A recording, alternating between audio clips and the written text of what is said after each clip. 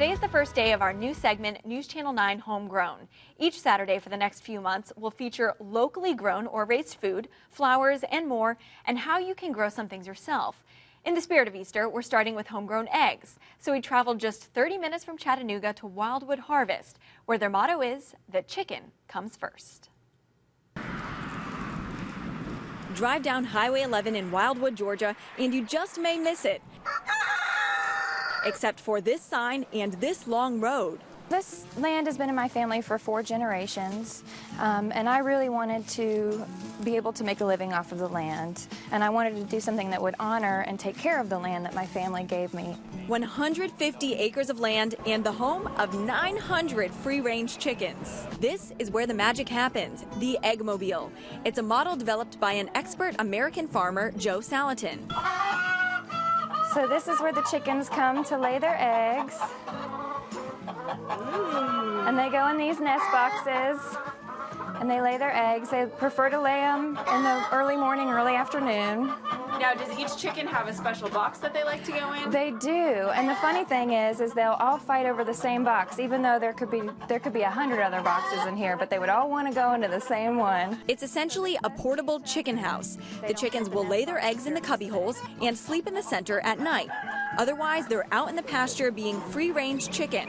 When they roam around, farmers call them nature's sanitation engineers. The chickens come through and they eat the weed seeds out of the field, and they fertilize the fields. The Eggmobile is mobile. Every 2 to 3 days, they move the mobile about 100 feet. As we move the Eggmobile, that will all fall down and go through the floor and fertilize the field. So all we do is just knock it down on the ground, and then they're able to fertilize the fields for us. Good for the field and also good for the chickens. And then, of course, when you move them, they get to a fresh area where they're able to find fresh grasses and fresh, bugs and stuff to eat. Most of what the chickens eat does come from the pasture, but they also chow on GMO-free and soy-free feed. This is the original penny. We've got 500 of these chicks when we first started. They raise 7 different types of chickens, producing slightly different eggs.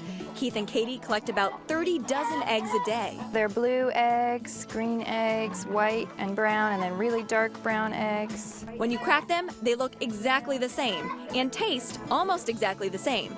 But hey, who doesn't want green eggs and ham for breakfast? The USDA put out a study that said that chickens raised on pasture like this, their eggs have 5 times more vitamin D because they're actually outside getting sunlight. They have more omega-3, they're lower in cholesterol. And one more thing, you may have noticed 4 dogs roaming around with the chickens. We've raised them from puppies with the chickens.